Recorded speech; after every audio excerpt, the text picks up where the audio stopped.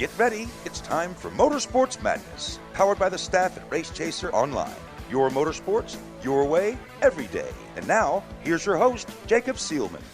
This is where it's time to talk, and Jacob gets a different view of things for, about the next hour and however long we do this, because I get to punch buttons and produce. That means, Tom, guess what? What? If I don't like something you're saying, I have a magic button over here tonight, and I can make you stop saying it. Yeah, but you won't. Because you know I'd come over there, and then there'd be all kinds of trouble. Yeah, something like that. Anyway, madness. This is why we have fun here. So, 2 hours of conversation. Anybody who hasn't noticed, we have a Kaz Grala in the chair. Yes. He's back. Yes. It's been a little while. It's especially since he's been in the studio. Yes, no, it's been quite a while. So we're glad to have you back in the chair, Kaz. Say hi to everybody. Yeah, excited to be here. Y'all have a nice setup. Yeah, we've been got trying. a long way cameras since looking the at last us time. now, and the whole 9 yards. Love so, it. It's a fun time. We have a good time here. Yes, and I promise I'm not ignoring Chris over there to Tom's left, who's in the chair that I'm normally in. Keep it warm for me, Chris, if you would. Chris Murdoch is playing the part of Jacob Seelman tonight, while Jacob Seelman is playing the part of Randy Miller. Who's not here. There will be a quiz on this later. Something like that. A quiz? Yes. I don't pass quizzes. Well, you're going to fail. None of us were ever very good in school. I guess that's why we ended up here, right? Well, speak for yourself. I don't resemble that remark. I was just kidding. I was actually a very good student in school. I'm kidding. What happened? I graduated. On that note, we have a lot to talk about tonight, not the least of which was Kaz's recent announcement that he is joining Richard Childress Racing for a partial schedule in the number 21 Chevrolet Camaro this season. We will talk all about that coming up as this show continues. We've got Kaz for the first portion of the show. We're also going to talk some about the newest entrant into the 103rd running of the Indianapolis 500 with co-owner of Clauson-Marshall Racing, Tim Clauson, who's joining us later on in the program via the Strutmasters.com hotline to talk about Pippa Mann coming over to drive the 39 car at the 500 this year. A lot of fun things in that announcement to unpack that we will get to in a little bit. And of course, there's this little Las Vegas thing that's going on this weekend that we're going to chat about too coming up in this program. But right now, we need to do a little business with America, so we're going to step aside, and when we return, we'll get to Kaz, and we'll get to all sorts of fun stuff. This is Motorsports Madness, powered by mycomputercareer.edu. We'll be right back. You own a performance car and you know how to drive, but you want to learn real performance driving. Well, Bunky, get that car off the street and onto the track. Summit Point Motorsports Park, the Mid-Atlantic's premier road racing facility, located just over an hour from D.C. in nearby Summit Point, West Virginia, is the place to go. And you'll find that Friday at the Track is going to give you what you need. For less than a monthly car payment, you can attend this regularly scheduled one-day instructional event in your street car on one of Summit Point's 3 world-class road racing circuits. You'll receive classroom instruction, skid pad instruction in their cars, including front and rear skid control, and 4 20-minute in-your-car instructional sessions from a professional instructor. Have fun, go fast, and really learn how to drive. Call 304-725-8444 for class schedules and details. That's 304-725-8444. Friday at the Track at Summit Point Motorsports Park. Green light. Hey girl, school zone. I'm getting hungry. Car changing lanes. You want to meet me for pizza? Stop sign. Intersection clear. Yeah, street. Pizza sounds good. Ball in street? Girl in street! It's hard to concentrate on 2 things at once, like texting and driving. Stop the text, stop the wrecks. How will you stop texting and driving? Tell us at stoptextstopwrecks.org. Brought to you by the National Highway Traffic Safety Administration and the Ad Council. Here's an important message from RAD and this station.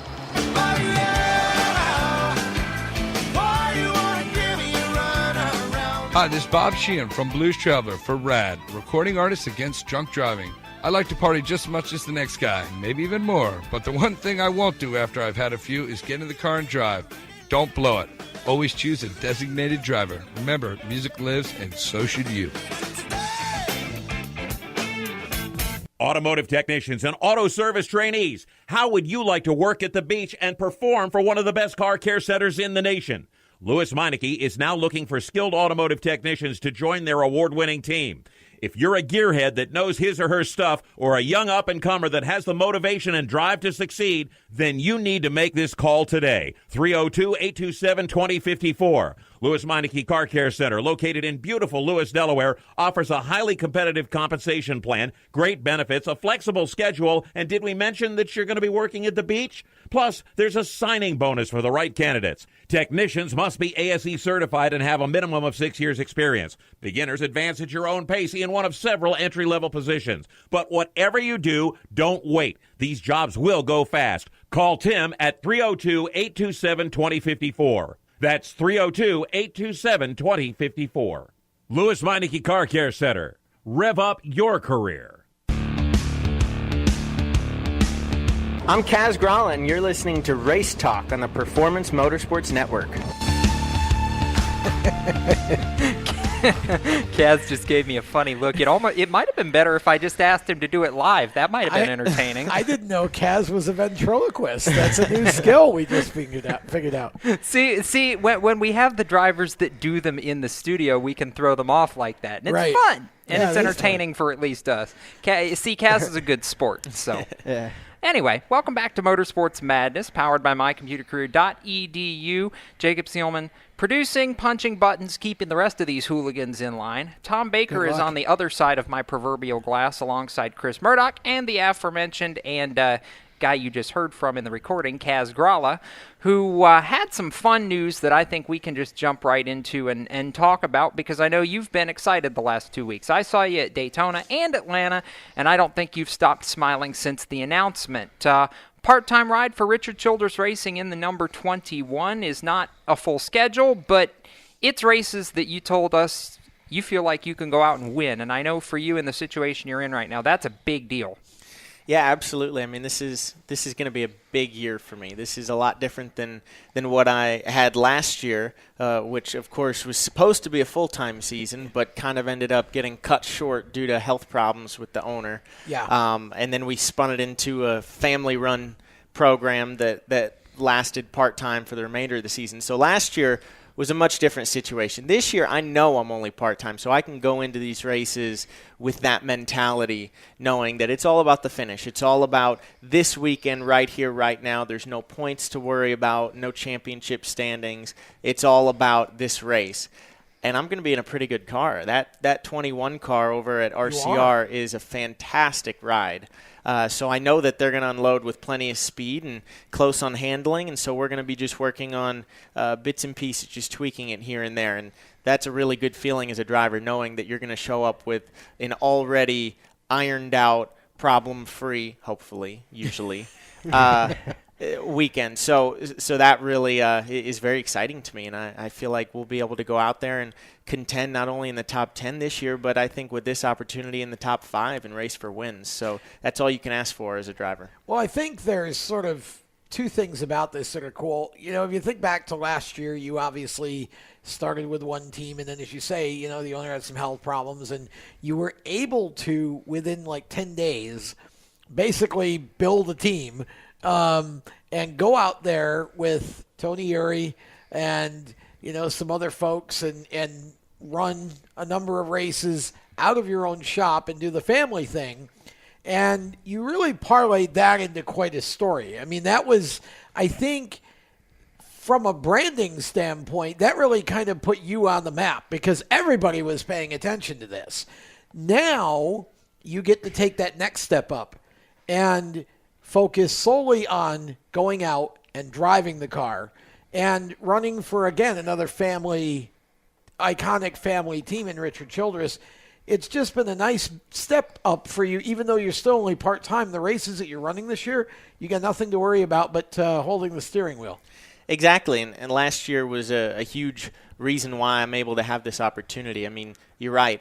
The beginning of the season, the first 10 races, they went all right. I had some runs, some pretty good ones. But then when we started Fury Race Cars, and kind of built that team up from nothing is definitely the turning point in my season. And it worked out really well for me. I mean, I raced the 21 car and the 3 car out of the Richard Childress stables for the win at Michigan. And I think that race in particular is probably what caught their eye and kind of put me on their map, at least on their radar. And that's a huge part of why I've got the opportunity that I have this year. So I'm super excited about it. And yes, it's a family-run team, but I can confirm for you, walking through the shop, seeing what they have a little bit more floor space than Fury Race Cars, a couple more employees. It's a slightly different family-owned team, but definitely a family environment over there, which is awesome. You got some cool-looking cars at Fury, though. Yeah. So we do, yeah. We've got some great people, too. Yes. We just only happen to have like about 1% as many. They're equally as good. Yeah. So how much time have you spent at RCR? Have you been able to you meet the guys you're going to be working with and kind of meet all of them and get to know them a little bit? Yeah, pretty much since the deal came together and since we announced it at Daytona, I've been there just about every day. I actually was just there today. I worked out. I've been meeting with their trainer over there and getting to know their coach, so that's been a great experience so far. But today I got to run on the RCR simulator for the first time. What was that like? That was pretty exciting. It's unbelievable, actually. They've got it really finely tuned, and it's amazing how well they can apply changes on the simulator to what actually feels correctly in real life. I mean, not only can you dial the handling in, I mean, it's even got accurate lap times. I mean, you can make a change and say this is literally exactly half a tenth quicker. Wow. And obviously I haven't been able to confirm it on track yet, but according to them, it pretty much correlates perfectly to real life. So I think that's really exciting. And I've got a weekly time slot on there, and lucky me, they've got some drivers staying over on the West Coast the next couple and that's weeks. So I might be able to slide in a few more times. That's going to be super beneficial for a driver like you in your situation for, doing the part-time deal. You don't get to get in the car and kind of feel it out throughout the whole season. That's going to be real beneficial for you. Yeah, it's going to be big for seat time and keeping me sort of adapted to these race cars and not losing that feel because with it being such a limited schedule, of course, like you mentioned, you just don't have the time on those race weekends to come up to speed from scratch. By that time, the race is already over usually. So it's like you got to be on pace quickly. And so, the simulator is definitely going to help. But also, I've got a limited number of times on the racetrack this year to impress the team, impress sponsors, impress the world, basically. So what I can do at the shop is internally work to show them what I can do in terms of commitment to training and helping them with their program. I mean, I'm not always driving the Xfinity cars on the simulator. I'm helping them with their Cup program too and driving that because they like to keep those cars running 24/7 on that simulator, constantly getting better. So awesome. The more of a team player I can be and the more I can help them, the better it'll be for me in the end. So I'm there every day.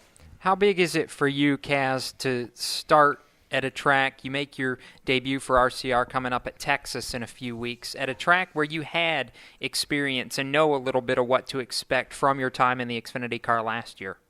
I think that's huge, and the schedule that we're working on picking is kind of centered around mostly tracks that I've been to, not only in trucks but in Xfinity too. I think that is a huge advantage, having laps there. And Texas is a great track to start for me because I had 2 truck races there and an Xfinity race. Mind you, the Xfinity race I got caught up in a crash midway through, so that didn't really work out. The grass can be really destructive to a race car. Who knew? So I do have laps there, and actually both of the runs in the truck series for me there were really successful. We had great runs and great speed there. So it's a track I at least feel comfortable with, and I think that's as good a place as any to start. How much input are you getting in the races that you're going to be able to run with RCR this year?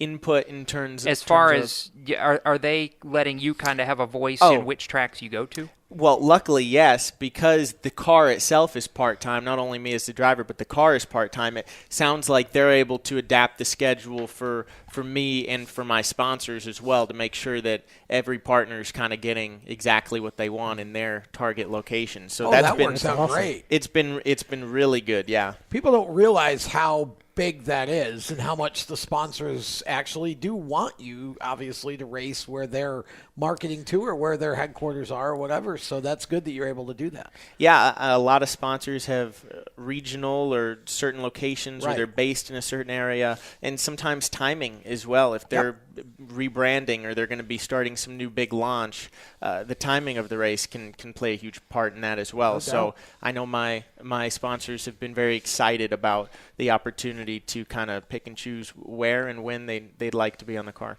I'm maybe smart enough to guess that there's a possibility of Loudon, New Hampshire ending up on this part-time schedule because, I don't know, home area, you're kind of from there, perhaps.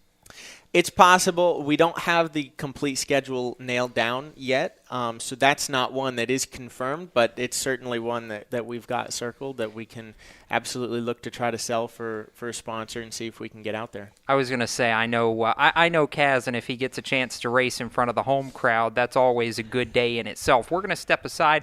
More Motorsports Madness still to come, so stick around, and we'll be back after this.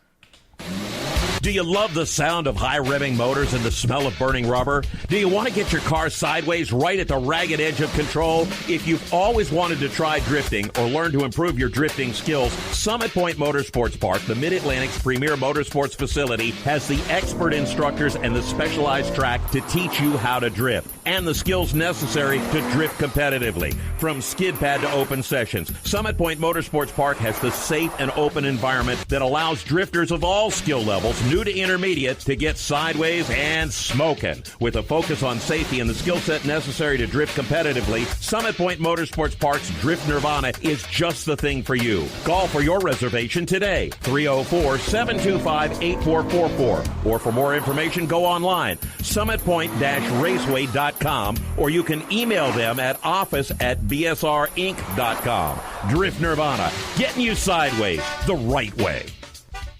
HMS Motorsport is the leader in motorsport safety. HMS serves the majority of Monster Energy NASCAR Cup, Xfinity, Camping World Truck, IndyCar, and IMSA WeatherTech teams, as well as countless SCCA and club-level racers and driving enthusiasts throughout North America. Featuring world-renowned brands like Schuberth helmets, Schroep belts, Adidas suits and shoes, Lifeline fire systems, and even Racecom radio kits, HMS has the right product for your type of racing and your budget.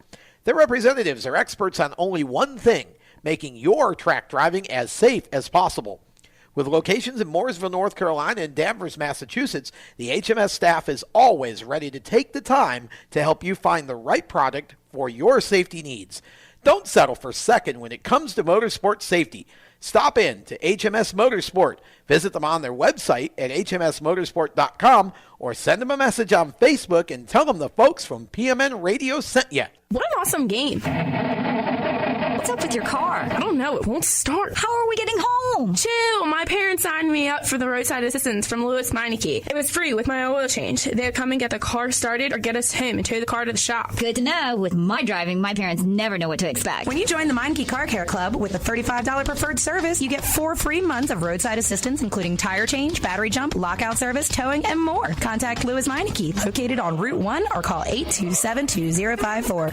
When do you think of a plumber? Like most people, even if it's an emergency, you can be confident about who will arrive to help you. For quality and reliability, count on someone you can trust. Call on the plumbing services of Hague Quality Water of Maryland. Plumbing doesn't have to be an emergency. We handle all kinds of preventative maintenance too. Hague Quality Water of Maryland is family owned here in Annapolis since 1993. For a refreshing choice, call us at 888-84-WATER or visit us online. COPD, chronic obstructive pulmonary disease, is a lung disease that robs people of their ability to breathe. As many as 24 million Americans suffer from COPD, also known as chronic bronchitis or emphysema, and half of them don't know they have the disease. If you or someone you love is over 35 and has smoked more than 100 cigarettes in their lifetime, visit driveforcopd.org and take the screener, then take that to your doctor. I'm Jeff Stoltz, and I drive for COPD.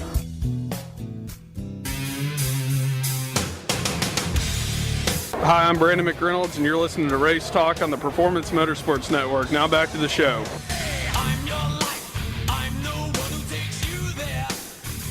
Welcome back to Motorsports Madness, powered by mycomputercareer.edu. Jacob Seelman, Tom Baker, Chris Murdoch, and Kaz Grala, our special guest for this portion of the program. And we've been talking, if you're just joining us, about Kaz having a part-time opportunity with Richard Childress Racing for the 2019 season, and we certainly hope, obviously, that association will continue beyond this year. You mentioned the Michigan race as being what put you on RCR's radar, Kaz, but I'm curious when this actually started becoming a real conversation. Was it something that started getting discussed before the end of last season, or was it not till sometime in the off season that you guys started putting the pieces for this together? It was during the off season because through the end of last year and even into the off season, we were really working on selling sponsorship, thinking that we would continue with Fury race cars in the 61. So we were shooting for trying to get full season sponsorship, but obviously last year, with the challenges of starting a whole new race team from scratch, we spent most of the year working on our race cars, our on-track performance. We didn't get started looking for sponsorship until real late in the season when we had a little bit of extra time. So I just don't think we left ourselves enough time to get full season sponsorship lined up for this year. But we got part season sponsorship. The challenge is when you're running and operating your own race team in-house, you have a lot of overhead costs between shop space, payroll, actually having to buy the cars, because we were working with Roush Fenway Racing last year with an alliance, but obviously they closed their Xfinity program. So we had the option to purchase their cars, which would have been great if we had the initial funding to do so. If we had a full season sponsorship, we would have been able to make that investment and go ahead with it. But with a part season sponsorship, I mean, we would have spent almost all the sponsorship buying the cars, and that wouldn't have actually gotten us to the racetrack or paid anybody's paycheck. Gotcha, yeah.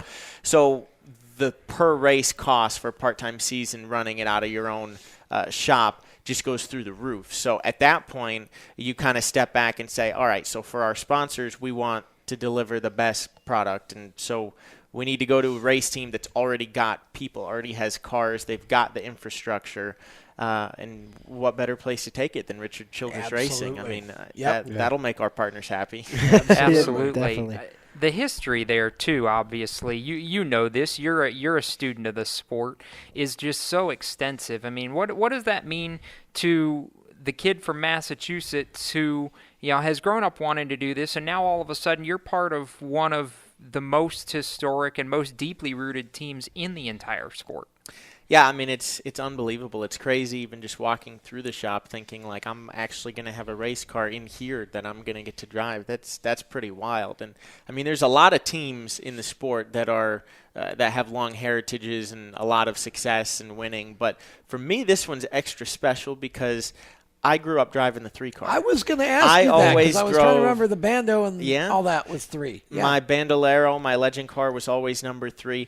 And, of course, for me, that was because it was my dad's number in sports cars, less so than Dale Earnhardt. But, of course, you're always paying attention to the team in the Cup Series and the Xfinity Series. It's running your number, and you always kind of hoped in the back of your mind, like, wow, gosh, I hope I get to drive for them someday. Like, look at that car. Look how cool that is.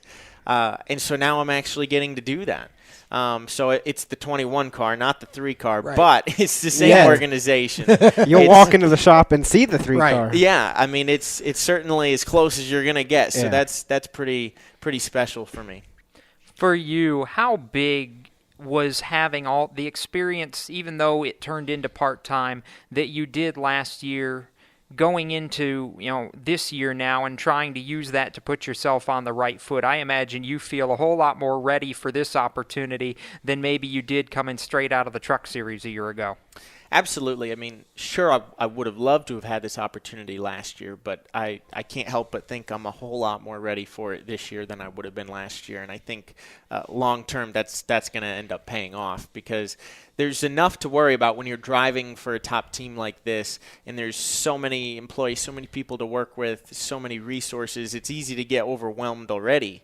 It's a lot of pressure. Oh, yeah. But especially if you're going into a series where you're unfamiliar with driving those cars. You don't know your competitors. You don't know really if you've got what it takes to move up to the next series. That's what every driver wonders. When they move from one series to the next, they think, well, how am I going to do here? We don't know until we find out. Now, with 22 races behind me last year in Xfinity, I've got an idea. I know the other drivers. I understand what it takes to race these cars and drive them. So I feel like I'm ahead of the 8 ball getting into the RCR car. So I've got a little bit of an idea what to expect. Of course, stepping into a car of this caliber comes with new challenges, but there's a lot that I already have an idea about going into it. So that definitely helps relax me a little bit going into the debut. There's not quite as much new out of this as it would have been last year. Okay, so I want to ask you about a couple things, because you and Justin Haley, do you guys still share a space? Or you guys, at one point you were roommates, right? Are you still? No, we see each other enough as if we are, but we didn't actually live together. Oh, okay. No. It seemed like it because you were always doing online stuff together. Yeah, well, he just invites me over every night because he doesn't really have any other friends. So we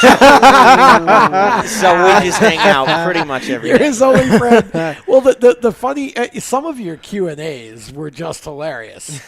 You guys were so good together on that. And I just remember that there was one where somebody asked what your favorite pizza flavor was. And I don't remember Justin's answer, but you just had this really perplexed look on your face and said, well, gosh, I didn't know pizza came in flavors, but okay, I'll take vanilla. And it was just like, it was a great answer. But then last year, or I guess it was toward the end of last year, you actually went down into Charlotte and you did a man on the street kind of deal, what is a Kaz Grala? And I want to talk about that a little bit because for those who might have missed when you were on with us from HMS Motorsport at the end of the year, that was one of the funniest online things I've seen a driver do in recent times, and you were such a good sport about it. Talk about how that originated and walk us through some of the fun you had with that. So that idea originated back in 2017. I did a race advance for New Hampshire Motor Speedway ahead of the Truck Series race there. And they had the idea that I would grab a microphone, they'd follow me around with a portable camera, and just videotape me asking people in downtown Concord, that is Concord, not Yes, Concord. It's Concord down here right. in North Carolina. New Hampshire, it's Concord. And ask them what a Kaz Grala is. And I was like, are you crazy? So I did it, and turns out we actually got some really funny answers. But let me tell you, the most uncomfortable thing you could possibly do in the world is following people around with a microphone, asking them if they're willing to answer a question on camera. Usually they're not too excited about doing so, and usually you get some interesting responses that can't actually be aired. Well, they could, but we won't. Yeah. But so people loved it so much that actually NASCAR wanted me to do a second part 2 to it down in downtown Charlotte. So I did that with NASCAR Productions just this past year.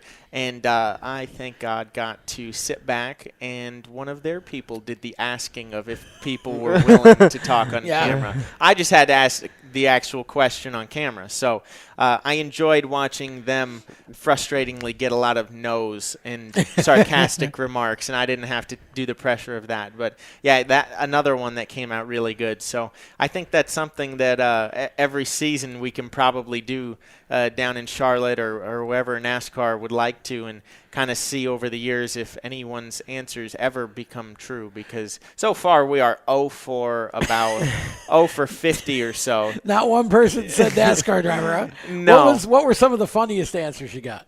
Oh, gosh. Somebody said, I think, a type of umbrella. And someone said a mystical wild animal. That's good. Always a fan favorite. Yeah. Mystical wild animal. Yeah, a lot of different interesting answers, but I will say next time when we do it with NASCAR Productions, we're going to have them not wear the NASCAR polos, because that did throw a few people off when they were asked the question and they started to guess, is it a kind of car, a race car, part of a motor? So people had an idea that maybe it had to do with racing, but still nobody said driver. Just bought a 2019 Kaz Grala. Well, for me, in terms of fun stuff, I think you and Justin may have the most amount of laps on NASCAR heat games I think I've ever seen in anybody. Who's better?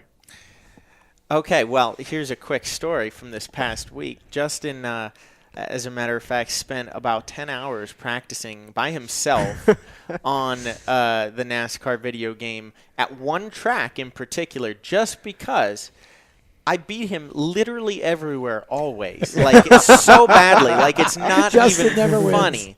So he said, we're doing a full test session day individually just for me to get better, and I'm not telling you which track, so that next time you come over, I'll finally be able to beat you somewhere. I qualified 2 positions better than him my first lap on the track when I got there, and led the majority of the race, led at the white flag, and a classic drive through the grass wide open into turn 3 on the last lap resulted in him taking the win, but it was not well deserved. So did he wreck you? He did, yeah. He wrecked you to win. Did. Wow. I'll have to keep that in the memory bank. Yep. He pulled a Cale Yarborough. Was there a fight? There was a rematch, I can tell you that. Did you win the rematch? That's what matters. He had a hot streak that one night. He won every race, but that never happens. You had to give him something, otherwise he was going to be all glum. Yeah. Yeah, exactly. You let him win. That's what it was. Yeah, right. Yeah. That's it. That's you got it. You let him win. Man. Oh boy, iRacing's the next frontier. That could be scary. All right, so on that note, we're gonna pause the laughter for just a moment because we got to take a break. And when we return, well, we'll just cause more trouble with Kaz and see what we can get into. Motorsports Madness, powered by mycomputercareer.edu, continues coming up right after this. Everywhere you go, you hear it, and you see it. It's coming at you through your phone, your tablet, and your computer. It's broadcast from your favorite radio station, TV networks, and cable companies. It's in the stadiums, the arenas, the ballparks. It screams for your attention at the mall. It's interactive on Main Street. It's even coming at you from the gas pump at the nearby convenience store. What is it? It's digital content. It's digital content. It's digital content. Somebody has to create it. Somebody has to manage it. So whether your dream is to write it, design it, create it, call it, produce it, voice it, host it, light it, shoot it, switch it, record it, color correct it, edit it, code it, repurpose it, tweet it, blog it, post it, compress it, upload it, replay it, or make sure it gets to where it's got to go when it's got to get there in the format it's got to be in, you need to attend Carolina School of Broadcasting. The skills you will learn, the experience you will get, and the connections you will make at Carolina School of Broadcasting will open the doors to the career you want in digital content creation and digital content management. Call or come by today. Click csbradiotv.edu.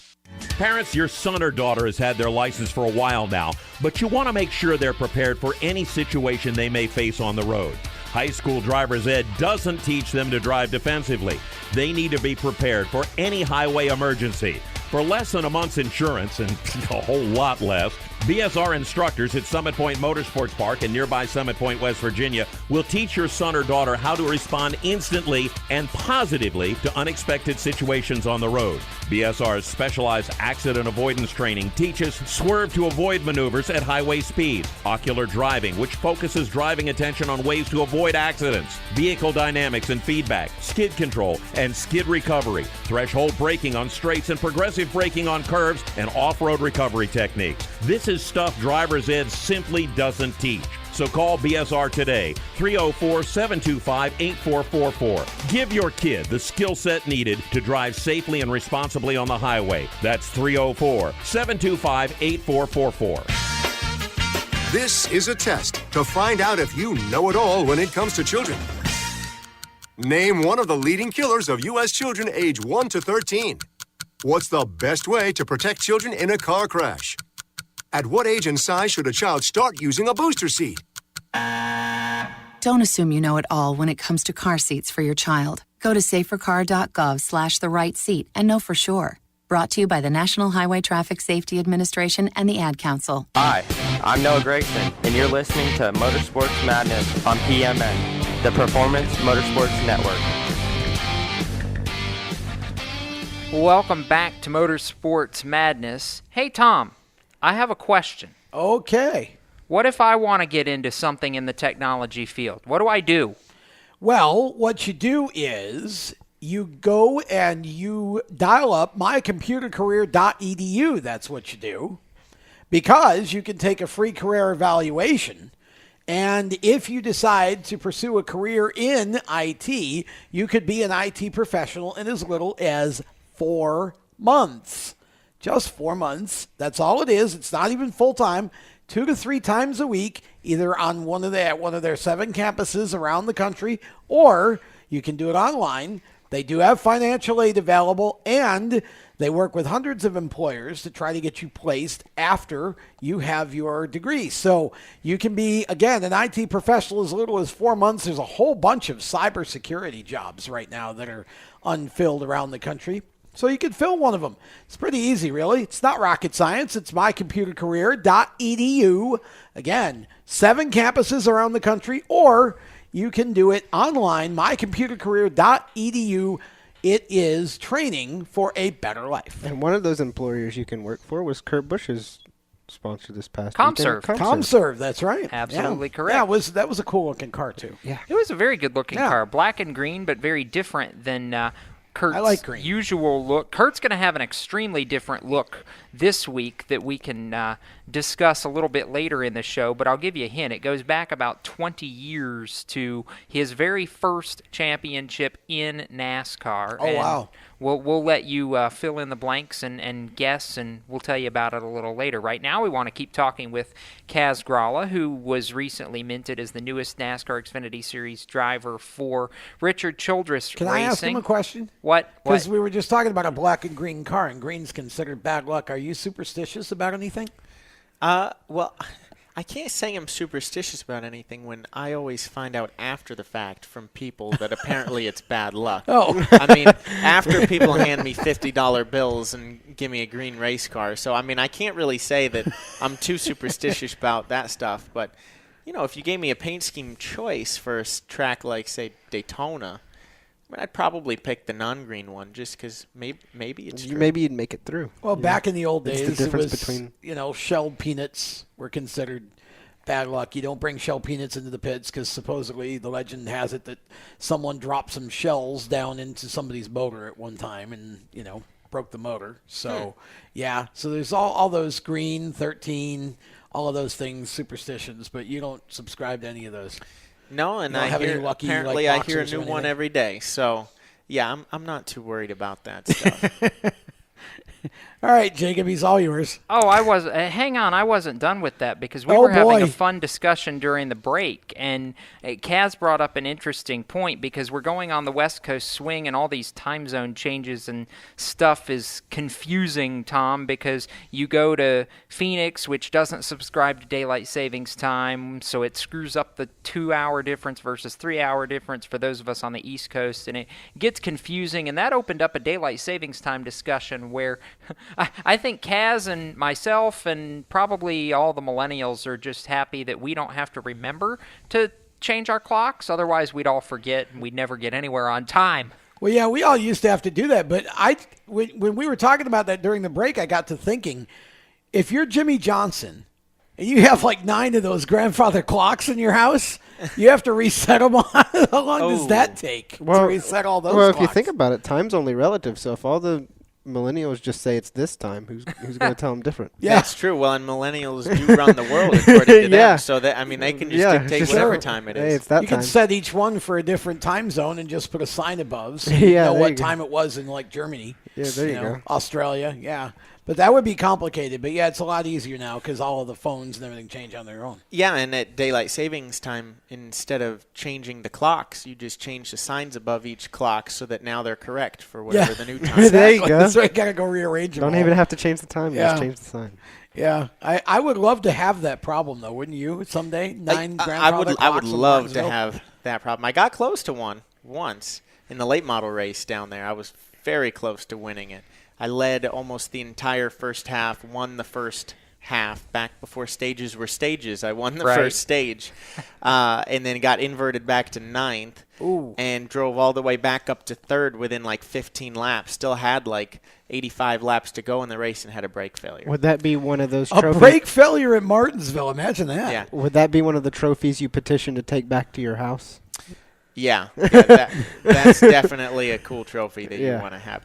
But luckily, it was a brake failure in the less bad way at Martinsville. Instead of having no brakes, I actually pressed the brake, and when I got off the brake, it wouldn't unlock from the left front. So I had to drive half a lap around into the pits with the left front just locked up. Oh, gosh. It seized. So, yeah, that was no bueno. By the way, no bueno. Exactly. This just in from the Twitterverse. Uh-oh. So I got inspired and decided to put a couple of Kaz's best quotes from the last segment on Twitter, specifically hoping I could rile up the Justin Haley that's halfway across the country. And in response to the whole roommates argument where you said he just invited you over because he didn't have any other friends, he goes, well, I didn't know we had more friends now because we still hang out every night. So that would seem to be proof positive. Yeah, well, there you go. That's about accurate, yeah. But did he confirm or deny that Kaz actually let him win? He liked that tweet. He did not respond to that tweet. Yeah. But he liked that tweet. He's pleading the fifth. He's pleading the fifth. Yeah, that's what he's doing. He's not going to comment on that one. Something like that. And now I'm stuck with him even more because somebody decided it was a good idea for his shop to be located at RCR. So we're both there every day. That's right, because of the tie. That's right, with colleagues Colleague. on the RCR campus. So just when you think you got away from him. Speaking of Colleague, we had a little bit of news about Colleague racing Yeah, today. we did. That ties into Elliott RCR. Sadler. Yeah, so you just kind of gathered another pseudo-semi teammate, I suppose, Kaz, because Elliott Sadler is coming back for a pair of races in the 10 car with Tom Nutrient Ag Solutions, the sponsor that's backing Ross Chastain in 3 races in that car, jumping on for 2 races with Sadler. So just when you thought being quasi-teammates with the Dillon boys and Ross Chastain and all that wasn't enough, now you get a guy like Sadler, who you raced against last year, and I know has plenty of experience on how to get the job done.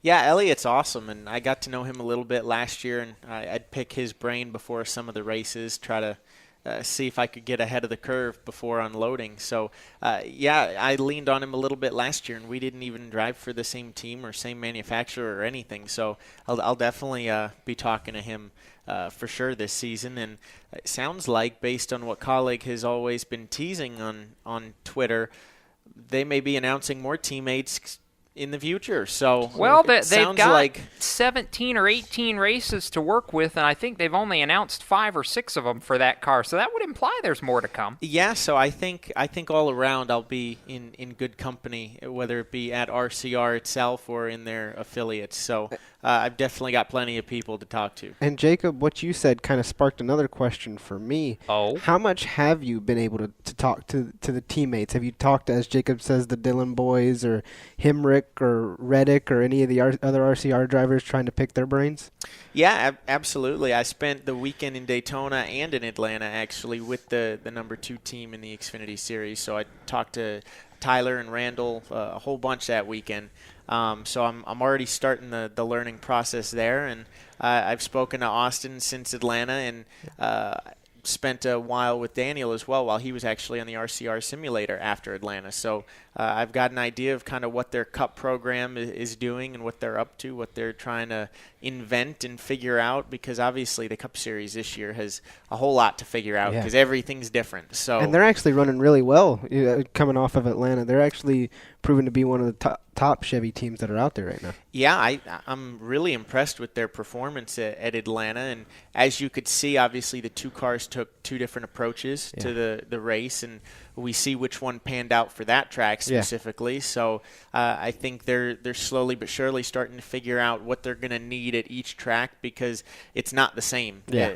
It completely is going to differ week to week, and they know that, and they're trying to be on top of it. So they got the first kind of test out of the way, if you will, with Atlanta, and they actually tested Vegas, so they have an idea of what they're bringing there. The big question mark is going to be after Vegas, what do they bring into the mile and a half? So that's part of where their simulator comes into play, and they're going to be trying to work through all those questions. But it's cool to be there and be a part of listening to their conversations and figuring that out. There's a lot to learn there, even if it doesn't apply to me this year. You hope and dream that it's going to apply to you someday in the Cup Series. So it's been a good experience. I believe it will. So looking at this, we know what the goal is. Obviously, the stated goal, since you're on a part-time schedule, is to go out and contend for top fives and try to win races. But for you, do you feel any pressure on your shoulders in this situation, or is this more exciting, eager anticipation than it is really pressure because you know basically what the details are, what the situation is this year? It's a little bit of both. I mean, luckily, I don't feel like anyone is putting any pressure on me, so that's always good. But there's the pressure you put on yourself. I mean, stepping into this equipment that you're going to be competitive in the top five, and that just makes it all the more crucial that you execute and you don't make mistakes. So it's definitely going to be important to be perfect on these weekends. But at the same time, I've got 22 races last year that went well, most of which went mistake-free. So in my mind, all I have to do is kind of what I did last year. It's in my comfort zone, in my wheelhouse. Now my car is just going to go a little bit faster because there's a few more employees back at the shop that helped make it do so. So I'm confident that everything will be a success this year. The question is to what level, and that's going to really impact and hopefully help the sponsorship search for what could be a full-time ride in 2020. It lets your dad go back from being a co-team owner to being dad and being a cheerleader again. Yeah, it's already been a huge weight off his shoulders without having to manage that program. That definitely took a lot of hours out of his day and a lot out of his life. So he can now relax and go back to doing what he started Fury to do, which was his dream, which is building race cars. He just loves doing that, so now he can focus. Okay, so we've got just a couple of minutes left in the segment. I'm going to hand you the marker, and you now get to sign our Wall of Fame. So go ahead, and you can pick where you want to sign. I mean, we've got who we have over on the left here. I don't remember who that is, actually, but either way, you sign where you want to sign. All right, so we're going right in the middle here. There you go. Kaz Grala got to sign he the put Wall the of number Fame here and in the studio. circle. Wow, very nice. I'll tell you what, his signature looks pretty sharp. He seems to have ascribed to the Richard Petty school of autographing. I don't know about that. I can barely read a K or a G, but it's there's colorful. There's a K and a Z, and the A just kind of turns into a straight line in the middle. I just did the first name. So you're just doing Kaz. Okay. I was given a 3-letter first name. I figure I might as well take advantage of it. That's good. There you go. Stick to that. That's smart. I like it. So I can't think of any other Kaz that's ever been in NASCAR. So no, but every time someone tweets about Kez, I always do a double take on Twitter of, wait, what's that? Oh, no, that's not me. That's either Kaz one letter off. I hear people pronounce it Kaz. Kaz Grala. I get Kaz a lot. Yeah. Grala. Grala. Okay, real quick, where can people follow you? Everywhere. There's links to all of my social media on my website, KazGrala.com. But if you want to go directly through the channels, you can go to @KazGrala on Twitter and Instagram, and there's a Facebook page for Kaz Grala myself as well. All right. We're going to step aside. We've got more Motorsports Madness coming up. Don't go anywhere. We'll be right back. When do you think of a plumber? Like most people, even if it's an emergency, you can be confident about who will arrive to help you. For quality and reliability, count on someone you can trust. Call on the plumbing services of Hague Quality Water of Maryland. Plumbing doesn't have to be an emergency. We handle all kinds of preventative maintenance too. Hague Quality Water of Maryland is family-owned here in Annapolis since 1993. For a refreshing choice, call us at 888-84-WATER or visit us online. Here at Lewis Meineke, we're more than just your average car care center. Hey, it's Dave, your neighbor from Lewis Meineke. Whether you need an oil change, brakes, tires, or anything under the hood, we've got you covered. Take advantage of our free check engine light service as well. Yes, free. And don't forget about our free shuttle service. Never stress, we'll take care of the rest. On with life. Give us a call at Lewis Meineke, 302-827-2054. Is your job sucking the life out of you? Wake up. You can do something else. Information technology. I know what you're thinking, but I'm not a math and science person. No problem and no excuses, because it's not rocket science. It's My Computer Career. Go to mycomputercareer.edu and take the free career evaluation today. You can start your new life as an IT pro in as little as 4 months. mycomputercareer.edu. That's mycomputercareer.edu. Do you love the sound of high-revving motors and the smell of burning rubber? Do you want to get your car sideways right at the ragged edge of control? If you've always wanted to try drifting or learn to improve your drifting skills, Summit Point Motorsports Park, the Mid-Atlantic's premier motorsports facility, has the expert instructors and the specialized track to teach you how to drift and the skills necessary to drift competitively. From skid pad to open sessions, Summit Point Motorsports Park has the safe and open environment that allows drifters of all skill levels, new to intermediate, to get sideways and smoking. With a focus on safety and the skill set necessary to drift competitively, Summit Point Motorsports Park's Drift Nirvana is just the thing for you. Call for your reservation today, 304-725-8444. Or for more information, go online, summitpoint-raceway.com, or you can email them at office@bsrinc.com. Drift Nirvana, getting you sideways the right way. If you own a gun, you have a full-time responsibility. When you aren't using it, be sure it can't get into the hands of curious children, troubled teenagers, a thief, or anyone else who might misuse it. Your family, friends, and neighbors are all counting on you. Remember, always, lock it up. For more information on firearms storage safety, visit ncpc.org. This message brought to you by the National Crime Prevention Council, the Bureau of Justice Assistance, and the Ad Council. Hi, I'm Chase Cabry, and you're listening to Race Talk on the Performance Motorsports Network. Now, back to the show.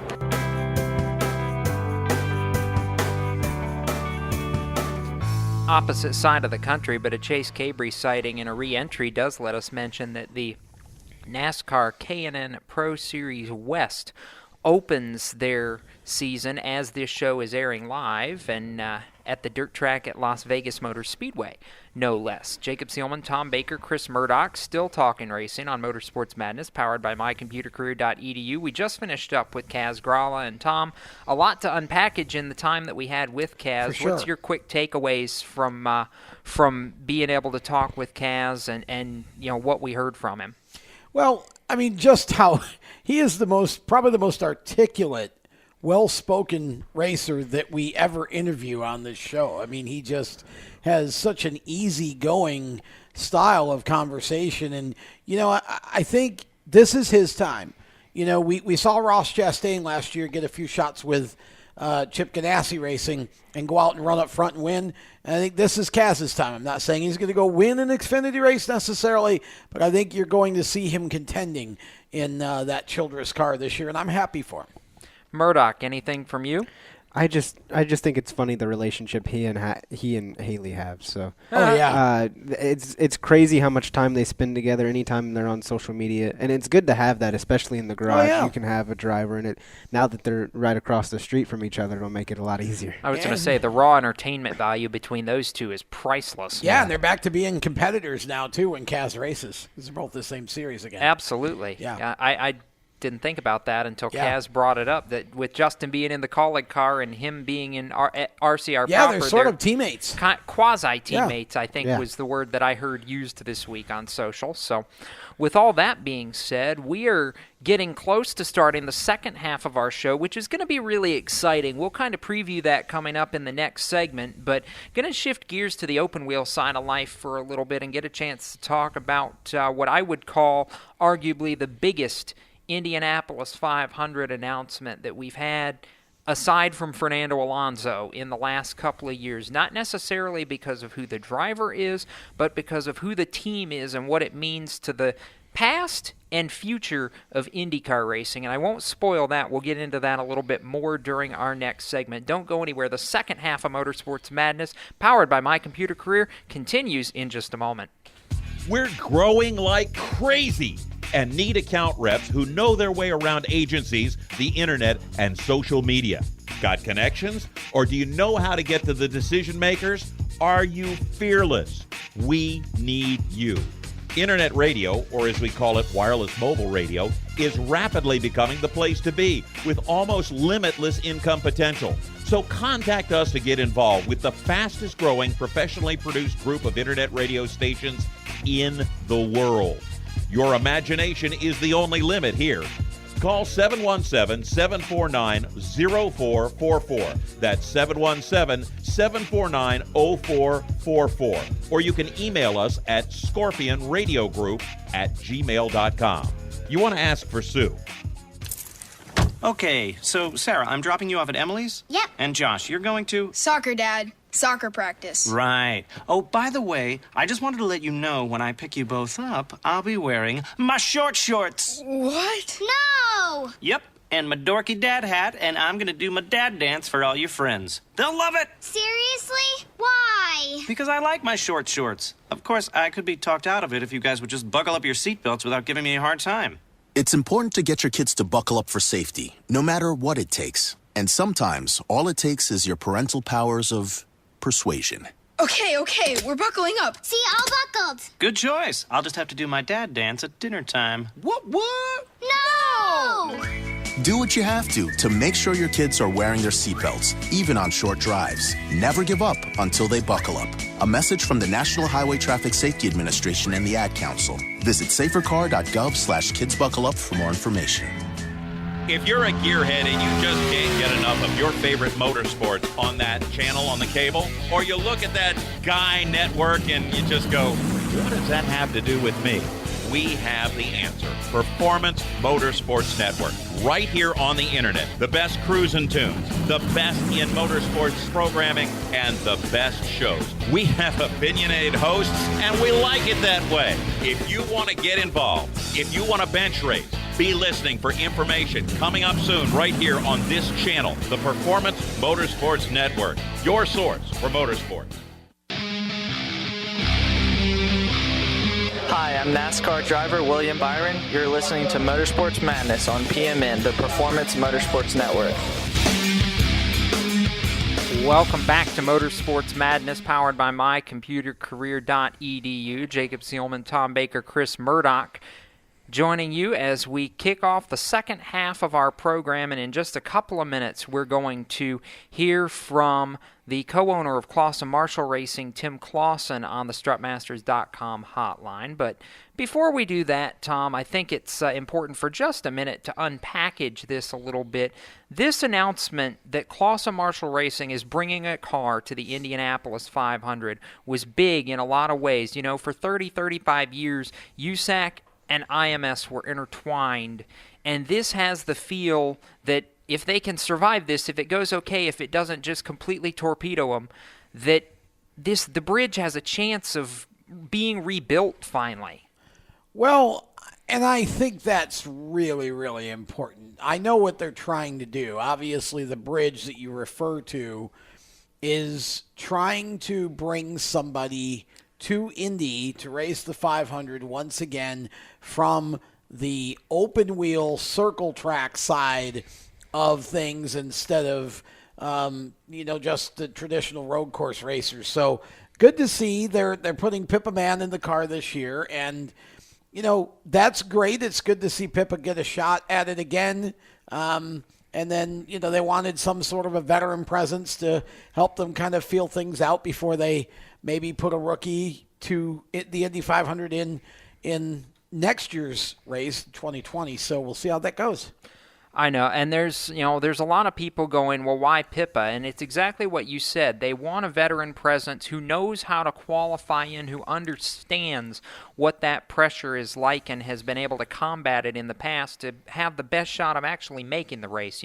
You're a first-year team going to Indy. Right. The only goal is to make a race, and you bring a bone stock rookie to the 500, that goal of making the race is exponentially harder. So I certainly understand it from a business perspective and a team perspective, just to be able to make sure the people are strong enough to get it done first and then worry about the driver piece of it perhaps a little bit later. And that's something that I had a chance to talk to Tim with after the announcement this week, talk with him about, and we'll talk with Tim on the Strutmasters.com hotline coming up in just a couple of minutes. Stick around. Motorsports Madness continues right after this.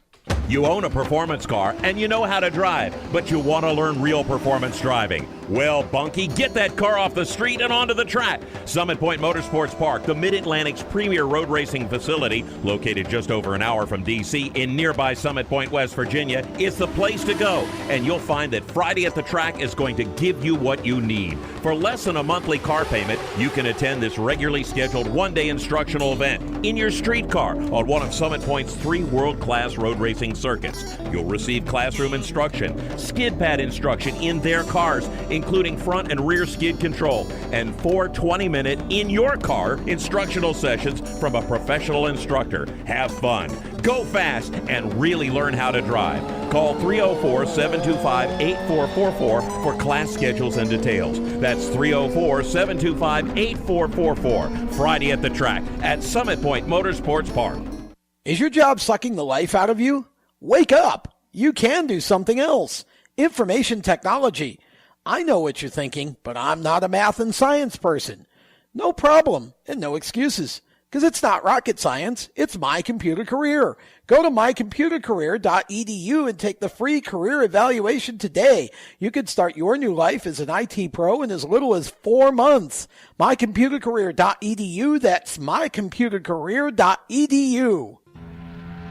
The Performance Motorsports Network is a compilation of shows about motorsports. From technical to controversial to just fun, everything you like about racing and gearhead stuff is right here on one internet channel. The Performance Motorsports Network. Tell your friends about it.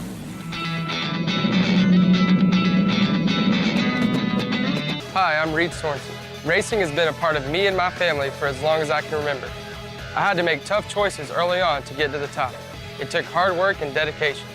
But it's those tough choices that help me prepare for challenges I would face as a cup driver. Make the right choices today and be ready for the challenges tomorrow. This message is brought to you by the U.S. Air Force.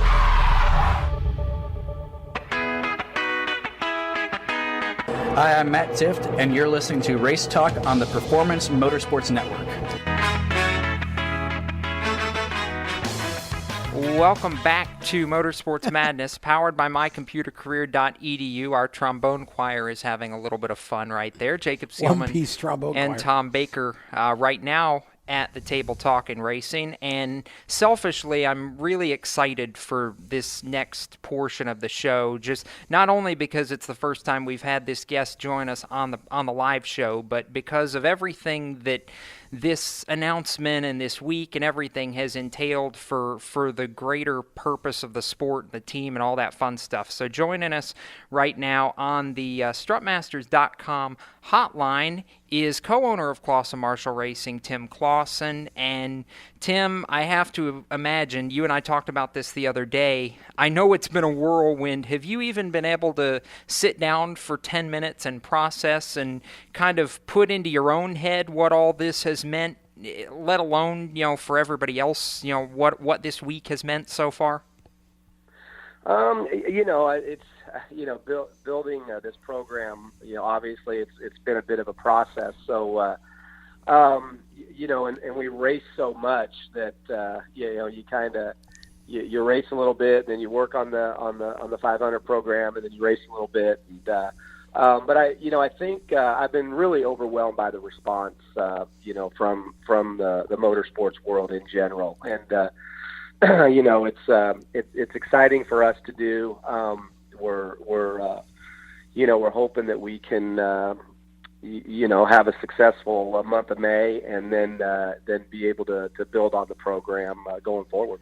So Pippa was talking about this, I think, during her portion of the press conference on Wednesday, and I want you to kind of tell it a little bit from your side. She was mentioning that the road to get to this point actually started on race day last year when you guys met in the suites, and just that was the ray of hope for her, and it seems like all of this has since kind of dovetailed and spiraled off of that into what we see now this week.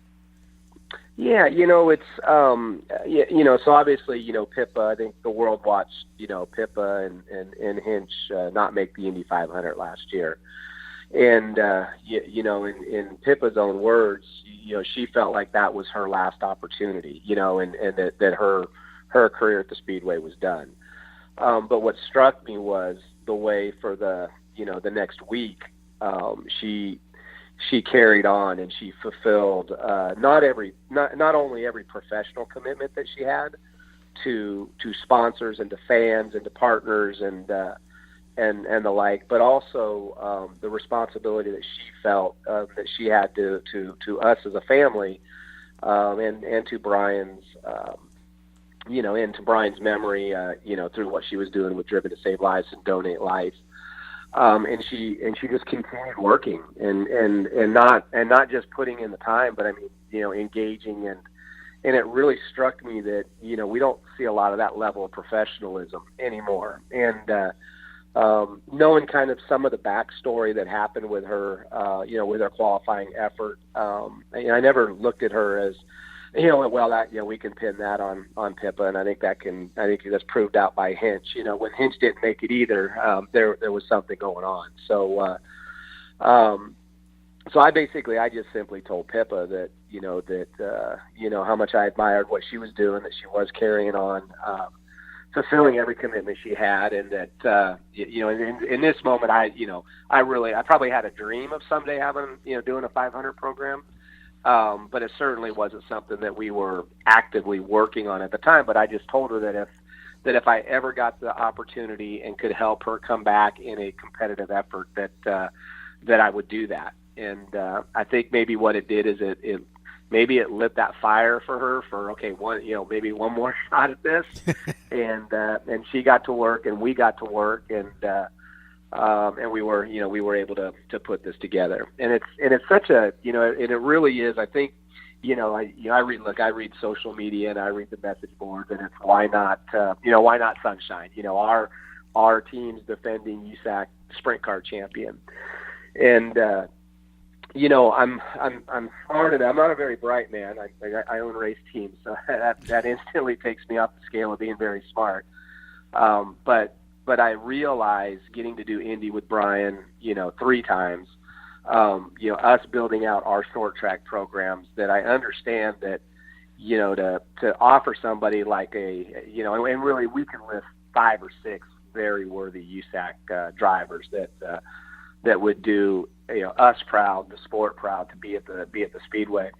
But until we can have a competitive effort there, and gain some knowledge, we'd be doing them a disservice by bringing them there, and that would be the last thing that I'd want to do. And so this year we get to go there with Pippa, somebody who has a lot of laps around the place, who when Brian and her were teammates, Brian, he shared a lot with me, a lot of the stuff in engineering that she drove, and just how smart she was and analytical she was, and so if we can sponge off of that knowledge and learn this year, and then hopefully be able to come back smarter, wiser, a little more confident maybe, and then that would obviously lead into the right time as well to do something down that type of road too. Tim, can you walk us through in maybe 3 minutes,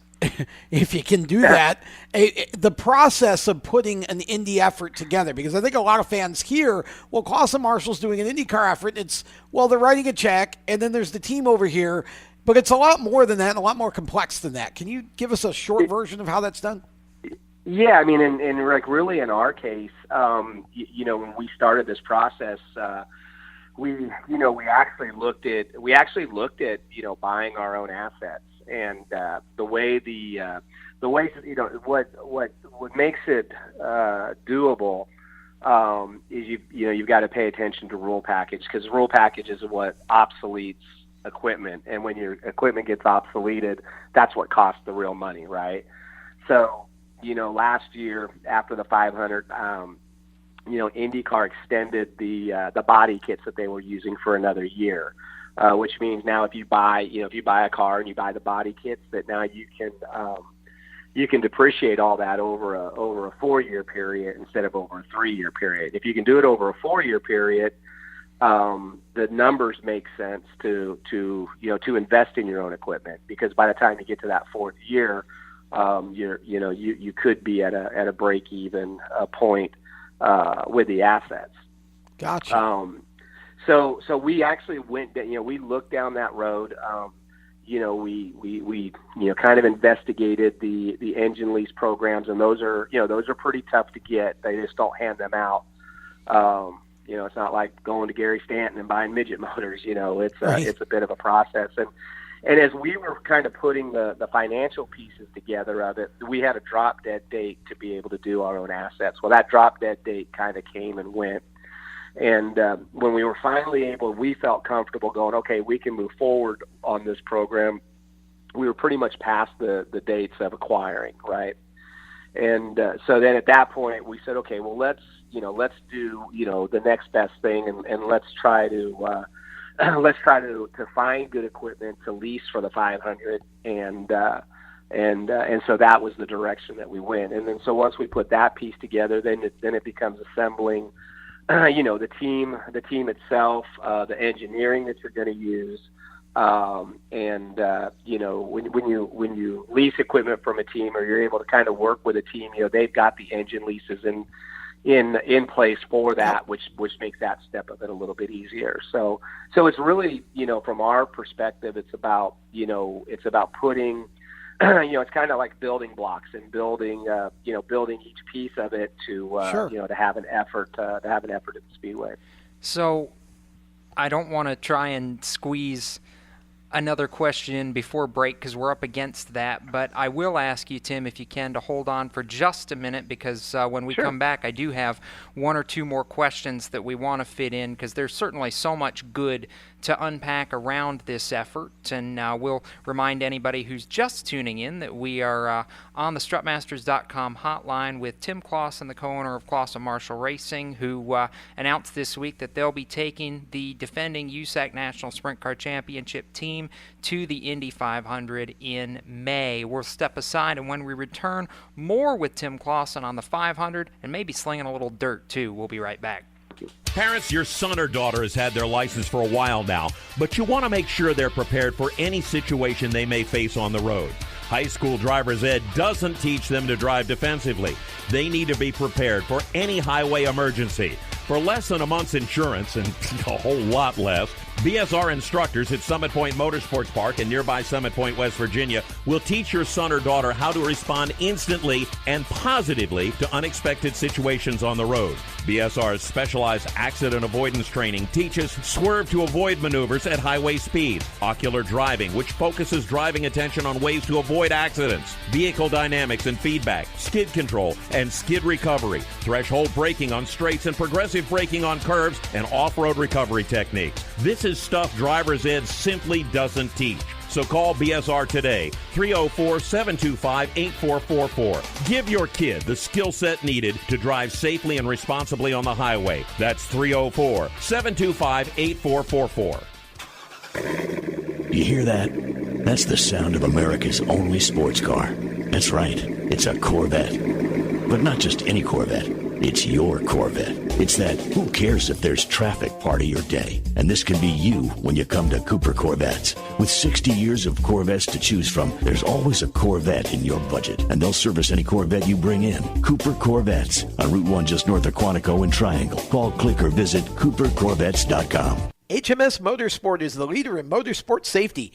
HMS serves a majority of Monster Energy NASCAR Cup, Xfinity, Camping World Truck, IndyCar, and IMSA WeatherTech teams, as well as countless SCCA and club-level racers and driving enthusiasts throughout North America.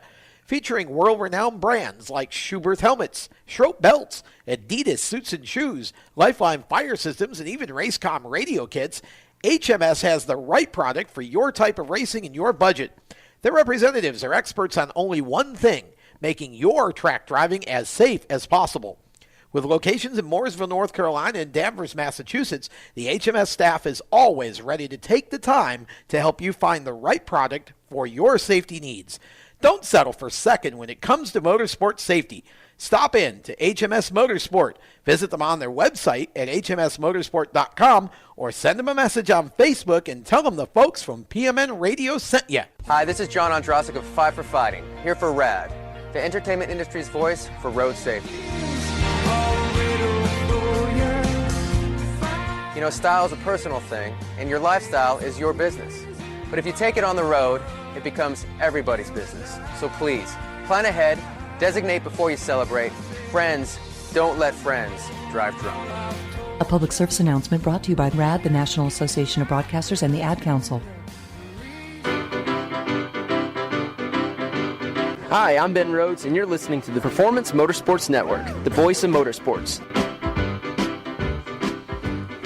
Welcome back to Motorsports Madness, powered by mycomputercareer.edu. Jacob Seelman and Tom Baker talking racing right now, and on the Strutmasters.com hotline with us is Tim Clauson from Clauson-Marshall Racing, and we're continuing to discuss the Indianapolis 500 and the program that CMR has put around Pippa Mann as they attempt to go to the Speedway for the first time and qualify in May. And Tim, before the break, we were talking with you kind of the ins and outs of putting the program together and what all that has entailed. I'm curious, from a standpoint of personnel, how many or, if any of the midget personnel are going to be involved in the 500 effort and kind of what that looks like for you guys, because I know how big an undertaking this is just from an equipment standpoint, let alone the people that obviously have knowledge of the cars and all that. Yeah, I mean, I think, we're so, I was looking at the schedule this morning and, qualifying weekend, we've got midgets and sprint cars in Granite City and Peevely, and so the short track teams are, they're going to stay focused on the short track stuff as far as from a working standpoint.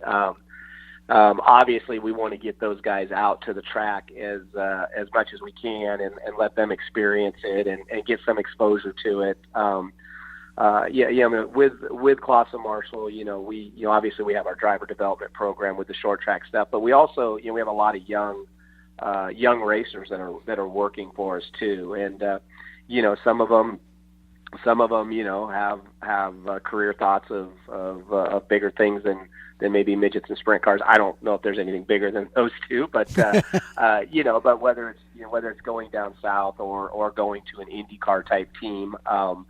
They're struggling for good people, just like we all are, and so we want to have those doors open for our guys as well, if it's something they want to do. So we do want to let them experience it, give them some exposure to it.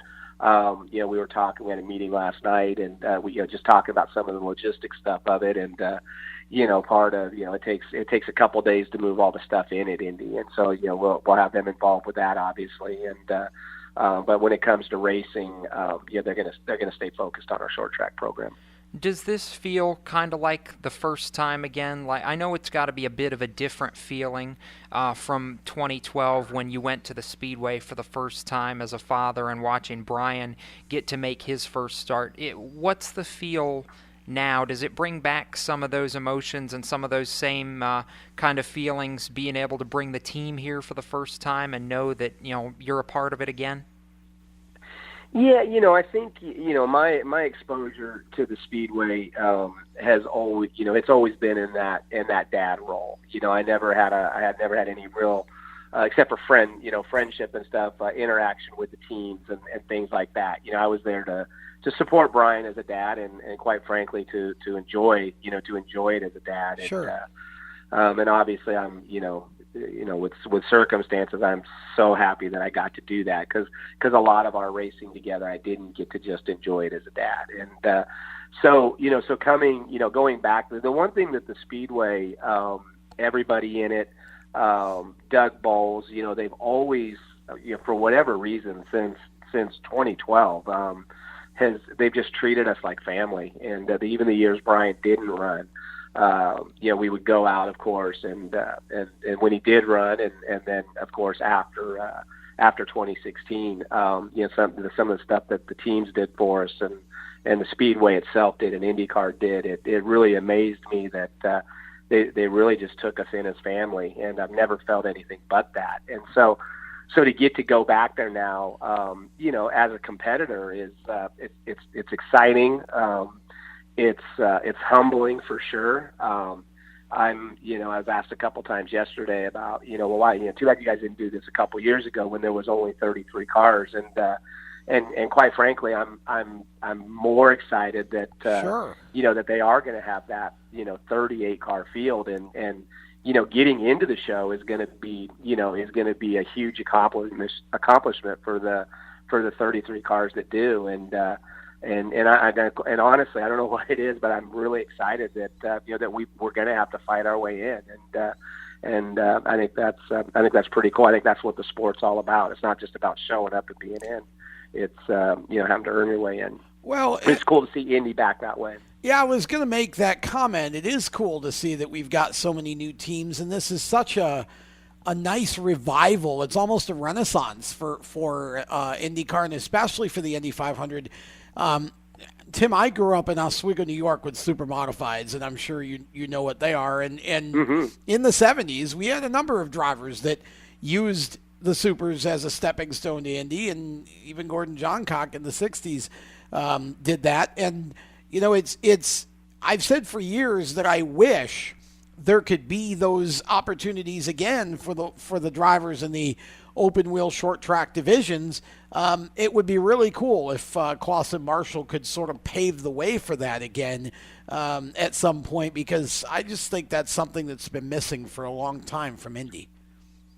Yeah, and I don't, I think when Brian went there in 2012, I'm not sure if the Speedway, Randy Bernard, he understood what was going to happen, yeah. right? That was all his doing. And so he understood that if he could just get a kid that races 100 times a year all across the country, that this fan base would follow him. Yep. And that's exactly what happened. And then of course, Brian didn't go in 13 and 14, and when he went back in 15, it was really kind of met with a lukewarm feel. But when he came back in 16, for whatever reason, the Speedway just embraced it. And I think Doug kind of was like, okay, we saw all these shirts in 2012. They were missing in 13, 14.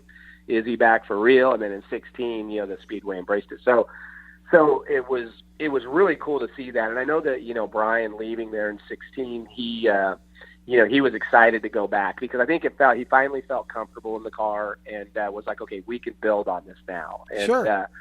And so, and obviously, everybody knows where we all grew up in racing, what our love of the sport is. And so, if we can build a program that is worthy of giving a short track, in my heart, a short track USAC type driver, an opportunity to go run the Speedway, and then of course, that makes perfect sense. And but with that, I have I saw some of the struggles.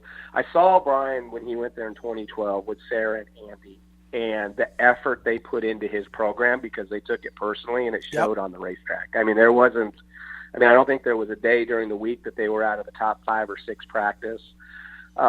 They were, working traffic great, and if he finishes that 4th lap of qualifying, he's probably sitting in the middle of the 4th row for the Indy 500. And then when we also got to kind of go back in a situation in 15 that wasn't as a competitive a situation, and at the end of that experience, Brian really was like, I don't really care if I come back. If I can't come back in something that's competitive, why am I doing this? I can go run the Outlaw Show at Williams Grove that weekend, or something. So I know how important it is to if we get to the point of bringing somebody like that back, is we've got to have all of our ducks in a row, or we're not only doing ourselves a disservice, or the driver a disservice, but we're really doing the whole community a disservice, because then the next guy's not going to get his shot. And And my hope would be that, you know, we're able to put this program together. It's successful for us. And then I think like a lot what we're seeing with midget racing, with what Keith's success was, Bill, we decided we wanted to do it, and then Petrie's decided they wanted to do it, and all of a sudden midget racing is alive again. Well, you know, if we can go there and even have moderate success with a short track guy, then maybe the next team decides to do it. Yep. And then maybe we do start this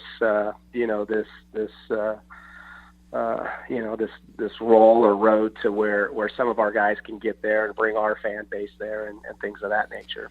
We know how big a week this has been and what a whirlwind week it's been, and we're just really grateful, Tim, that you've taken a little time out of your evening to kind of come and tell the story and sit down and not just talk with us about it, but really, you know, share it with our audience and share it to the greater portion of the sport, because we're just excited about what's going on right now, and look forward to seeing it play out for you guys over the course of the month of May when it gets a little bit closer. So congratulations again, and we will look forward to seeing you and Richard and Pippa and everybody involved with the CMR 500 program invade the Speedway here coming up in a couple of months. No, I appreciate it, guys, and Jake, we got a lot more dirt racing to do before we get to May, so I'm sure we're going to see you before that, pal. That's absolutely right. I believe DuQuoin is coming, and I plan to be there next weekend, so we will wonderful. We'll look forward to that for sure. That's Tim Clauson, and real quickly, Tom, we got about a minute left in this segment. And like I said, there's so much excitement right now around this announcement. There really is. Well, I think it's great. I mean, you know, Tim is a super nice guy, and obviously, you know, a racing family, and to have Clauson-Marshall participating in the Indy 500 brings a whole following from the dirt side of things. Even just the fact that they're there, never mind that they have Pippa driving. I think it's going to be a great thing for the Indy 500, and hopefully, as you said at the top of this segment, it begins to build a bridge back to where the open wheel guys, or at least one a year, can have an opportunity. That's, I think, what a lot of people are hoping, not the least of which are both of us at this table. And I know Robin Miller pointed it out in a racer column earlier this afternoon as well. We're going to step aside. When we return, a little NHRA and our lightning round. Motorsports Madness rolls on, coming up in just a couple of minutes. How to be a great dad in 15 seconds. Bike ride, go fish, walk in the park, phone call, milkshake, play catch, picnic, fly a kite, tell jokes, laugh, talk, read a story, tell a story, bumper cars, swing set, bowling, pillow fight, cut loose, stay tight. Whew. Because the smallest moments can have the biggest impact on a child's life. Take time to be a dad today. Call 877-4DAD-411 or visit fatherhood.gov. Brought to you by the U.S. Department of Health and Human Services and the Ad Council. Automotive technicians and auto service trainees, how would you like to work at the beach and perform for one of the best car care centers in the nation? Lewis Meineke is now looking for skilled automotive technicians to join their award-winning team. If you're a gearhead that knows his or her stuff, or a young up-and-comer that has the motivation and drive to succeed, then you need to make this call today. 302-827-2054. Lewis Meineke Car Care Center, located in beautiful Lewis, Delaware, offers a highly competitive compensation plan, great benefits, a flexible schedule, and did we mention that you're going to be working at the beach? Plus, there's a signing bonus for the right candidates. Technicians must be ASE certified and have a minimum of 6 years experience. Beginners advance at your own pace in one of several entry-level positions. But whatever you do, don't wait. These jobs will go fast. Call Tim at 302-827-2054. That's 302-827-2054. Lewis Meineke Car Care Center. Rev up your career. You hear that? That's the sound of America's only sports car. That's right. It's a Corvette. But not just any Corvette. It's your Corvette. It's that who cares if there's traffic part of your day. And this can be you when you come to Cooper Corvettes. With 60 years of Corvettes to choose from, there's always a Corvette in your budget. And they'll service any Corvette you bring in. Cooper Corvettes on Route 1 just north of Quantico and Triangle. Call, click, or visit CooperCorvettes.com. How to deal with someone who says that's so gay. Outsmart them. This party is like so gay. Totally. Excuse me, but did you ladies know the word gay used to mean happy or excited? Then it became a word used to describe gay people. Then somehow it came to mean dumb or stupid, which is how you just used it, which is not very nice. Ew, that guy is on the football team and super smart, and he totally hates us now. Totally. When you say that's so gay, do you realize what you say? Knock it off. Learn more at thinkbeforeyouspeak.com. Hi, I'm Cole Custer, and you're listening to the Performance Motorsports Network, the voice of motorsports.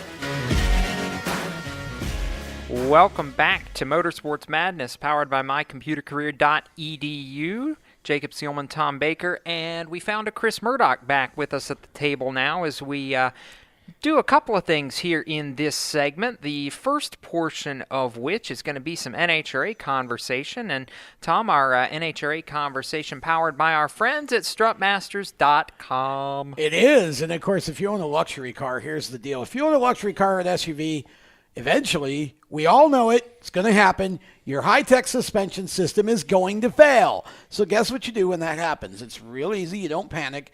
Just call or click strutmasters.com. That's all you got to do. Just call them or click on their website. They can give you an American, well, they won't give it to you, but they'll sell it to you, an American-made suspension conversion system that will solve the problem for a fraction of what you would pay at the dealer. And this came out of Chip Lofton, who owns Strutmasters.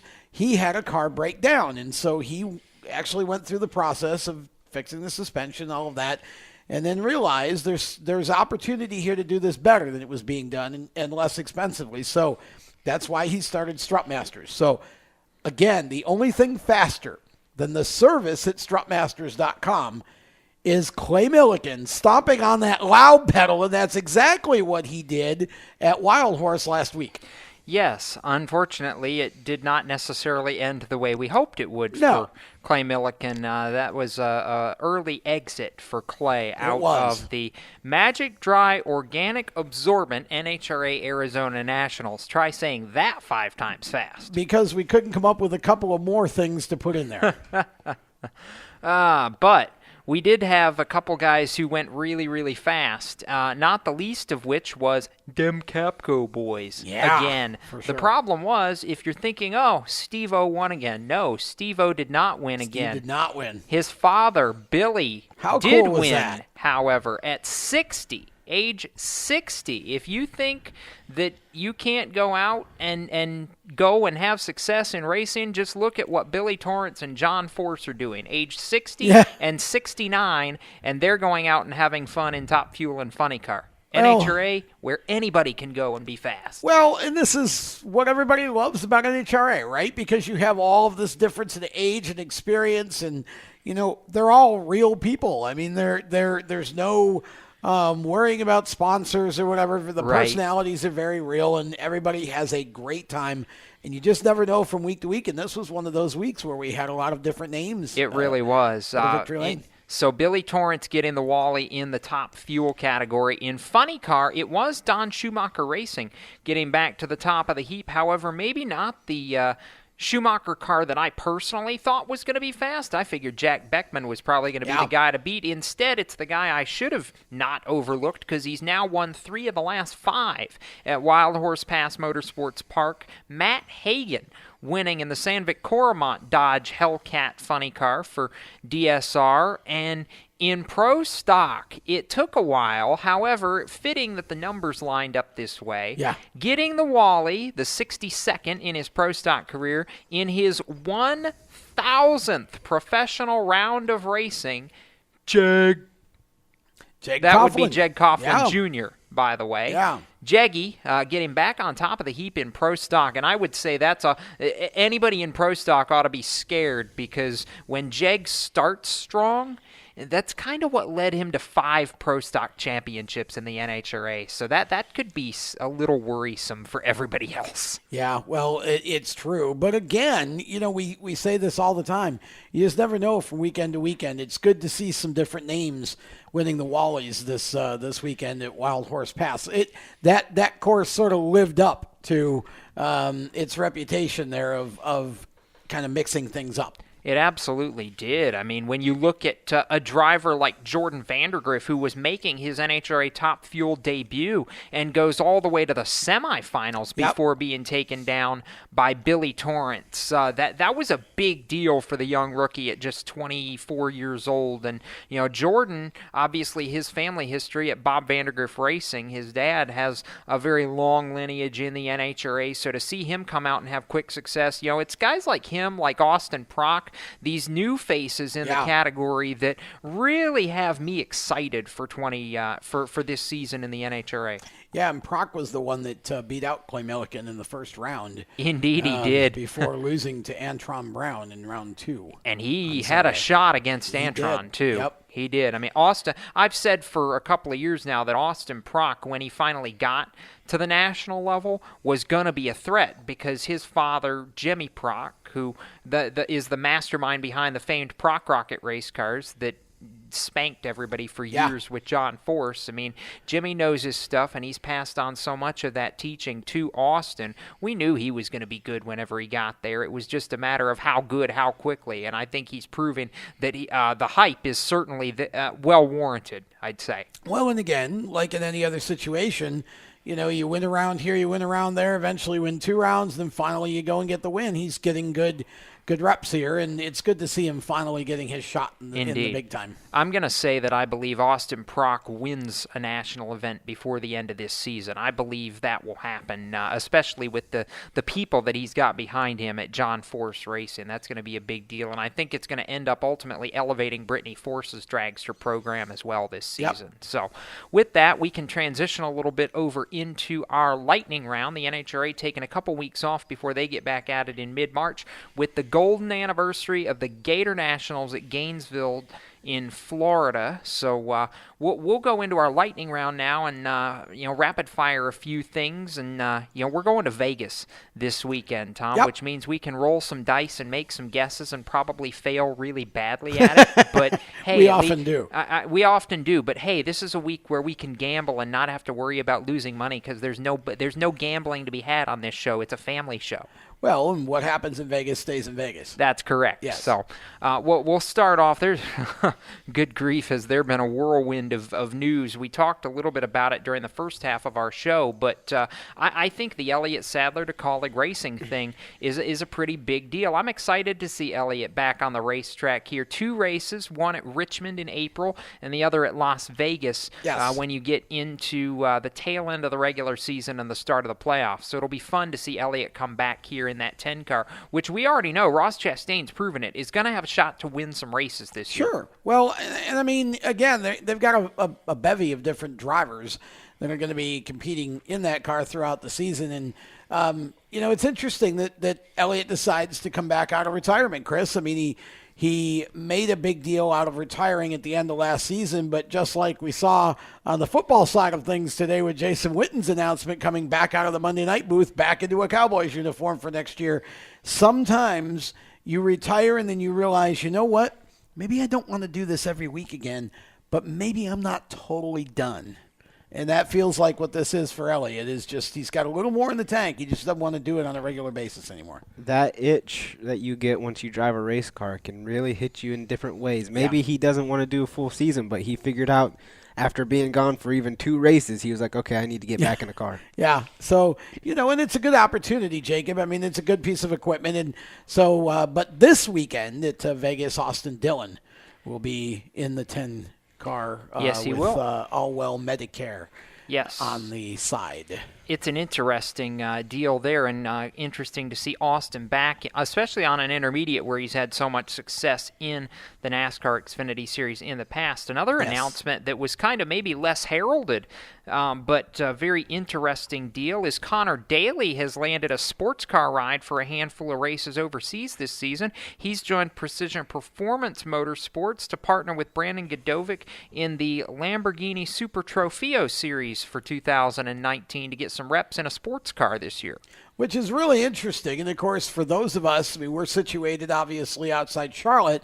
For those of us in this part of the country, we know that that team is based out of Virginia. So interesting to see that situation develop for them. And Connor in a sports car, that's kind of a little bit out of left field from what we might have expected, but it certainly makes sense and, opens up maybe some doors for him to have some other opportunities in that part of the sport if nothing develops anytime soon on the open wheel side. Exactly right. And that's the Lamborghini Super Trofeo North America Series that he'll be taking part in for 2019. So happy to see that for Connor. Of course, he'll also be at the Indianapolis 500 in May for Andretti Autosport. Right. Here's a tidbit. We're talking about being in Vegas. The racing started early in Las Vegas this week at the dirt track at Las Vegas Motor Speedway with the World of Outlaws NOS Energy Drink Sprint cars. And Tom, it's been 6 years since these words have been uttered, so they've never even been uttered on this program. Donnie Schatz is winless through the first 3 races of the World of Outlaws season. Stop the presses! It's a travesty! Why are we freaking out? I don't think it's the other Donnie driver. freaking Schatz. Come on now. Well, I mean, look, obviously it's early. We had this discussion last year when some other folks got started strong down in Florida and everybody was all excited and I was among them saying, look, this isn't going to be as easy a year for Donnie. Well, I was wrong and ate some crow about November time. And so, I'm not going to make any predictions this year, but I will say that there comes a point in every driver's career where it just gets a little harder. And not to say he won't win 30 races and go win the title or win 20 races and win the title, but it just gets a little bit harder as every year goes by, and we got some new blood in the series. Now it'll be interesting to see where this goes. But it's kind of a bad start for Donnie. He's only got 92 races or something left to something like that. I think maybe 85 or 86 to go right now. So I don't think the other drivers think it's a travesty. No, they don't. Well, least of all Darren Pittman. He's leading the Outlaw point standings as it sits right now. And that's good to see, too. It is, especially in his new situation with Roth Motorsports. Him and Gio Scelzi actually teammates on the West Coast, and Gio has had a good start to his West Coast swing with a top 5 run as well in the 83 Junior for Roth. So that's exciting. And the other big Indianapolis 500 news that came out earlier today, renewal by Wix Filters with Dreyer and Reinbold Racing, which will see Sage Karam return to the 24 car for his 5th run with Dreyer and Reinbold at the Speedway. That's always good to see, Tom. And I keep believing every time Sage comes back, he keeps getting a little better and a little better and a little better. Yeah, maybe a little wiser, too. You never can count him out in the Indy 500 just because he's not afraid of the loud pedal. And if he stays out of trouble and can finish the race, he's certainly got as good a chance as anybody. Yes, he does. And in the final minute of this lightning round, we all knew it was coming because Kyle Busch said during Daytona 500 Media Day it was basically done. He just had to sign the paper. Well, he's now signed the paper. Mars Incorporated and Kyle Busch have signed multi-year extensions with Joe Gibbs Racing. We didn't know the specific details from Kyle, but the head of Mars has said that their extension runs for another 3 years through 2022, Tom. So we're not seeing this pairing go away for a while. No, not for a while. And, that's apparently a lot of people are still eating candy bars because that sponsorship is not cheap. So, not at all. But it's great to see. They're a great family type company. Yes. And, it's they've been great for the sport. And, obviously that's a pairing much like, STP with Richard or, any of the other iconic driver-sponsor pairings. You just associate one with the other. So absolutely right. They've started calling Kyle Busch the Candyman in NASCAR, and certainly well warranted with between M&Ms and Skittles and Snickers and some of the Mars brands that they've had on that number 18 Toyota Camry over the past couple of years. So a lot of news to unpackage there, and we'll wrap this show up coming up right after this. Stick around. Here's an important message from RAD and this station.